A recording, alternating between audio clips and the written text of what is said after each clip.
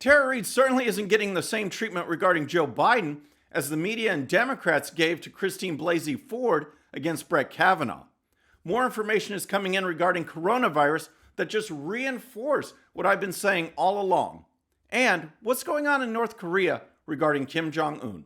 All that and more. I'm Bobby Eberle. This is a 13-minute news hour. And God bless the United States of America.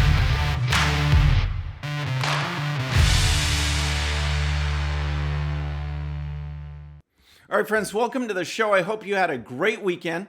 We're going to start with Joe Biden and the media, because I have to ask, do you think there ever comes a point where the media says, this is just too much bias? This is just too much hypocrisy, even for us? Well, based on what happened this weekend, the answer is no, because news broke regarding Tara Reade and her accusations against Joe Biden that should have the media up in arms. They should have the media going after Joe Biden's head as far as an investigation is concerned, and we're hearing nothing. And it just makes you wonder what is going on with them. Because remember, when Christine Blasey Ford, as soon as she made her accusations against Brett Kavanaugh, they were all over it. They said, we trust her. She seems credible. Let's believe her. And let's cover the story. That's what they were saying. That's what they were doing. Now we have these accusations of Tara Reade, very credible. And you have to ask yourself, does this hashtag #MeToo movement apply to women like her when the accusations are against Democrats? That's the question we need to ask. And that's the question that the media needs to answer. They need to be accountable for this. Here's some background. Reade worked as a Senate staffer for Biden in 1993 and has accused the then senator of kissing her, touching her, and penetrating her with his fingers without her consent. Biden's 2020 presidential campaign, which did not respond to a request for comment from the DCNF, has denied the assault and said it absolutely did not happen. Between March 24th, the day that when Reade made her allegations public, and April 15th, Biden faced over 81 questions and over 20 hours of interviews with media without being asked to comment on the sexual assault accusation, a recent analysis by the Washington Free Beacon found. Though Biden's former rival, Senator Bernie Sanders, was asked about the allegations last week, the presumptive Democrat presidential nominee has yet to address the accusations. Okay, that's the background. Then on Friday, news broke that CNN, one of the main ones that's not covering the story, so in a sense, covering up or covering for Joe Biden, there's footage that came out that back in 1993 on CNN's Larry King show, Larry King Live, Tara Reade's mom actually called in asking about these accusations and what could be done. And here's part of that clip. Hello. Yes, hello. I'm wondering what a staffer would do besides go to the press in Washington. My daughter has just left there after working for a prominent senator and could not get through with her problems at all. And the only thing she could have done was go to the press, and she chose not to do it out of respect for him. All right, friends, here's what's really important. This is the difference between this story and with Ford. With Christine Blasey Ford, one of the main things that caused her story to fall apart, there was no corroboration. She said, my friends saw this. Well, none of the friends could remember anything. They didn't say it happened at all. There was no one to back her up. And that's why the story just fell apart, even though the media was so much on her side, already convicting Kavanaugh. There was no corroboration. Here, we have Tara Reade's mom actually calling in. So this isn't a case of, you know what, I think I told my mom, but she can't remember and now she's passed away, so we can't ask her. No, this is actual footage, actual video of her mom calling in, asking experts how to help her daughter. Here's more from the clip. Or she had a story to tell, but out of respect for the person she worked for, she didn't tell it. That's true. Well, now, but these are the people who do come to the Lois Romanos, right? The staff worker who says, I want to let you know about what's going on, either with my boss or the guy down the hall. And a lot of these people have a sense of obligation. They feel that this public official should be accountable if it's something wrong. They're whistleblowers to the press. Exactly. Well, this office holder, Joe Biden, should be held accountable. That's what the media tried to do with Brett Kavanaugh. Go after him, go after him. We need to hold him accountable, even though there was no evidence against him. So what's happening now? Well, now the pressure is mounting on CNN. They finally covered a story. On Saturday, they finally put a story together, and here's a report from Fox News. After criticism from media critics and the Republican National Committee, the liberal network CNN finally broke its silence on its own footage purportedly showing the mother of Tara Reade, who accused former Vice President Joe Biden of sexual assault, alluding to the alleged incident. At 1:28 p.m. Eastern on Saturday, the network's website published an article on the issue. Prior to that, the story was missing from the network's coverage, including its reliable sources newsletter from CNN liberal anchor Brian Stelter, in what some critics are calling journalistic misconduct. Yet and still, Stelter hasn't tweeted about the video, even though he tweeted posts about Elmo and Big Bird. The broadcast programming spent some time on those characters as well, with interviews during CNN Newsroom. All right, here's what's pathetic, folks. They cover it up, pressure mounts, this video pops up from CNN. They finally do a story, which, as Fox News reported, was Saturday afternoon. All right, well, by Sunday evening, here is a picture of the CNN website, okay? So they care more about stimulus checks that are being accompanied by a letter from the president. But if you look at it, you have to look way down here for the Biden story with the headline, Biden's accuser says mother called into Larry King Live in 1993 for advice after alleged sexual assault. So great coverage there, right? I mean, it just basically vanishes in a day. So what about the Democrats? What are the Democrats? That's the media side. What are the Democrats saying? Because they sure were after Brett Kavanaugh with absolutely no evidence. What are they saying now about Joe Biden? Here's that report. Democrat leaders in Congress continued on Sunday to remain quiet on the sexual assault allegations leveled against their party's presumptive presidential nominee Joe Biden, even as anger over the accusations mounted from the party's more progressive wing. Neither House Speaker Nancy Pelosi nor Senate Minority Leader Chuck Schumer have made any public comment about the allegations by Tara Reade, a staffer for Biden in 1993, that the then senator from Delaware sexually assaulted her. Pelosi and Schumer's offices did not return Fox News requests for comment. There is growing anger from both progressive Democrats and supporters of the Me Too movement about the lack of response from Democrat leaders toward the allegations. The hashtag #DropOutBiden was trending on Twitter on Sunday until it was allegedly removed, and many supporters for former Democrat presidential primary hopeful Bernie Sanders are calling on Biden to suspend his campaign for the White House. So now the Democrats and media are hearing it from two sides. The legitimate Me Too movement, who's wondering, why is this case any different? Why should this person not be believed? Why isn't there an investigation or media coverage?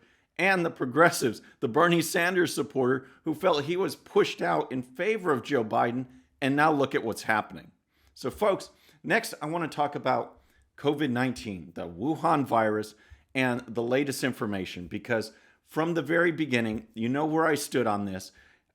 It was just the wrong approach to solving this problem.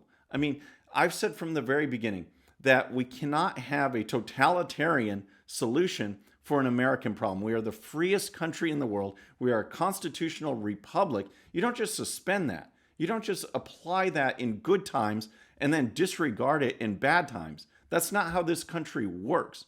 And the second reason that I've been against this the whole time is it didn't make sense from a data and problem-solving point. When you have a virus that affects a very, very tiny percent of the population, which we're about to get into even in more depth, then you protect those people. You don't shut down everybody. Now everyone's isolated. They can't build an immunity to a flu-like virus because we're all quarantined rather than protecting those that are most vulnerable. So now more information has come out. There was a great interview. There was a great column published in The Hill by Dr. Scott Atlas, who is a previous chair of neuroradiology at Stanford. He was interviewed on his column, and the points that he makes up are what I've been talking about all along, but I wanted you to hear it from him, and here's part of that report. In fact, 50% of people that are infected have zero symptoms.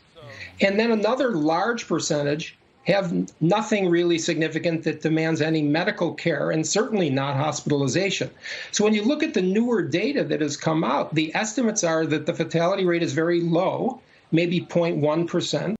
So the actual number is a 0.1% mortality rate. That means you have a 99.9% chance of getting COVID-19 and not dying. If you get it, 99.9% chance that you will not die.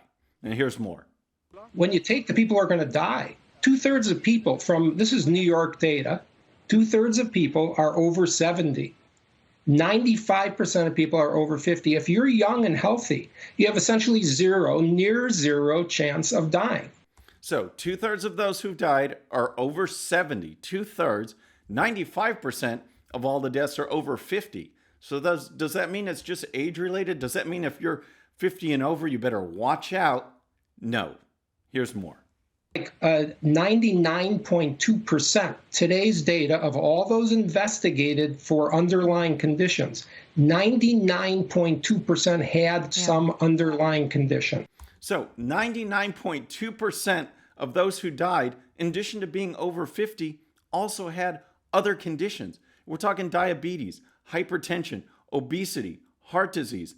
99.2% of those who died were old and had this together, not one or the other. We need to protect the elderly or those that are immunocompromised. No, the people that are dying, 99.2% have both. They're messed up. They've got illnesses, they've got ailments and suffering, and 95% are over 50. 2/3 are over 70. That's what's going on. So in regard to this column that Dr. Atlas put together for The Hill, I want to go over his 5 points because it just points out what we've been saying all along, not only from the health perspective, but this whole idea of shutting down the entire economy of the freest country in the world. Here are his points, and let's just go through them one by one. Fact number 1, the overwhelming majority of people do not have any significant risk of dying from COVID-19. Protecting older at-risk people eliminates hospital overcrowding. Vital population immunity is prevented by total isolation policies, prolonging the problem. People are dying because other medical care is not getting done due to the hypothetical projections. And number 5, we have a clearly defined population at risk who can be protected with targeted measures. So can we please get this economy going again? We've added trillions more to our debt. 22 million people have filed for unemployment in just the past month, and we're trying to solve this problem with an un-American solution. It makes no sense at all. Even back in mid-March, there was a column from Bloomberg that did a study on the deaths in Italy. Okay, so before we even locked things down, all of this information was known. Look back at Bloomberg, March 18th story showed in Italy, again, the average age of death, 80 years old. Over 99% had other factors together. It wasn't just age. It was the heart disease. It was hypertension. It was diabetes. 75% of those cases had multiple ailments in addition to getting COVID-19. The vast majority of the people will not feel anything. So those that compare it to the flu, it might be more contagious, and that's a line the media used to spread this. Oh, it's more contagious. Well, it doesn't matter if it doesn't affect you, if it only affects elderly people that already have ailments. Let's protect them and let's get this country going, because the hype does not match the data at all, not even close. So next, I want to talk about what's going on in North Korea. But first, if you like the show, if you like the way this program goes, please subscribe and please hit that bell so you'll be notified. We are really growing. We're working our way to 100,000 subscribers, 100K by Election Day. And with your help, I know we can get there. So let's talk about Kim Jong-un. Okay, he is the dictator. The leader of North Korea is 36 years old, and no one knows where he is. He's missing, and no one seems to know what's going on. There are new questions about the health of North Korean leader Kim Jong-un after his absence from Army Day celebrations in North Korea on Saturday. This is the second major holiday that the Supreme Leader has missed in recent weeks. So, 2 major holidays missed, and the speculation has just been crazy. Here's a report from the Washington Times. Speculation that Mr. Kim could be dead or dying was sparked initially from a report last week by the South Korean internet news outlet Daily NK, a publication run mostly by North Korean defectors that claim Mr. Kim was getting treatment after undergoing cardiovascular surgery. CNN took it to new heights by adding the claim that Mr. Kim was in grave danger of dying after his surgery. Like nearly all of the thousands of reports published since, the initial claim cited unnamed sources as having insider info on the notoriously secretive North Korean regime. U.S. intelligence officials say they have no verifiable information on Mr. Kim's status other than what might be drawn from the lack of images in North Korean state media showing the young dictator in public more recently than April 11th. So, who would take over? If something is wrong, if he is dead, if he's dying, who takes over? The most likely contender is his younger sister, who's in her early 30s, Kim Yo-jong, who, by all appearances, seems to be as ruthless and focused as he is. And here's that report. She's kept a low profile, only last month releasing her first public statement, mocking South Korea as a frightening dog barking for opposing a live-fire military demonstration. She's still been active enough behind the scenes to suggest she would serve with an iron fist. Like other North Korea officials, she was blacklisted by the U.S. Treasury Department in 2017 for severe human rights abuses. Yo-jong has a reputation for aggressively pushing North Korea propaganda and was among the officials who have worked to enact rigid censorship policies and conceals its inhumane and oppressive behavior, the department said at the time. So, we either keep Kim Jong-un or we get his equally ruthless sister. That's the conditions. I'll keep you posted because no one seems to know where this guy is or what he's doing. So next I want to talk about Nancy Pelosi because she was on CNN's program this Sunday with Jake Tapper talking about the travel ban of President Trump. So remember this? He put in this travel ban, one of the first actions to do, or leaders to do this. It certainly helped, but the media was all over it. Jim Acosta went on, called it xenophobic. Nancy Pelosi blasted it. It was extreme. It was racist. She even did a tour of San Francisco's Chinatown in February to show how safe things were. Check this out. That's what we're trying to do today, is to say everything is fine here. Come, because precautions have been taken. We think it's very safe to be in Chinatown and hope that others will come. So it's all good. It's all safe. We don't need a travel ban. That was then. Well, on Sunday, she went on the program on CNN and said that President Trump's travel ban didn't go far enough, that he should have done more. I mean, how is that compared to what she said before? Here's her comments. Actually, tens of thousands of people were still allowed in from China. So it wasn't, as it is described, as this great moment. There were Americans coming back or green card holders coming back, but there were tens of thousands. So if you're going to shut the door because you have an evaluation of an epidemic, then shut the door. If you're going to shut the door, then shut the door? I mean, that doesn't sound like the media and the Democrats' talking points from just a little over a month ago. And it just shows that they will flip.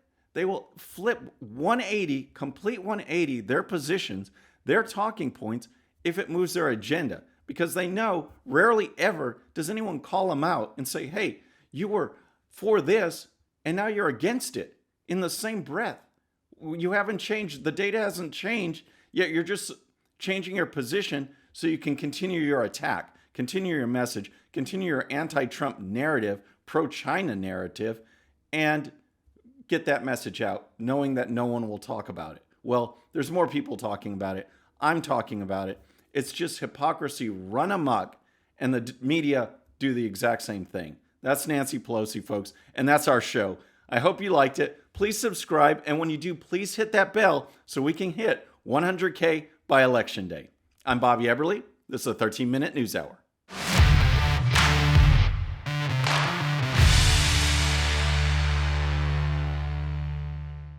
Okay, friends, thanks so much for watching, and before you go, please hit that subscribe button, hit that bell so you'll be notified, and here's a special video just for you so you can watch even more of the 13-minute news hour. And don't forget to check out GOPUSA.com for the best in conservative news and commentary. We'll see you next time.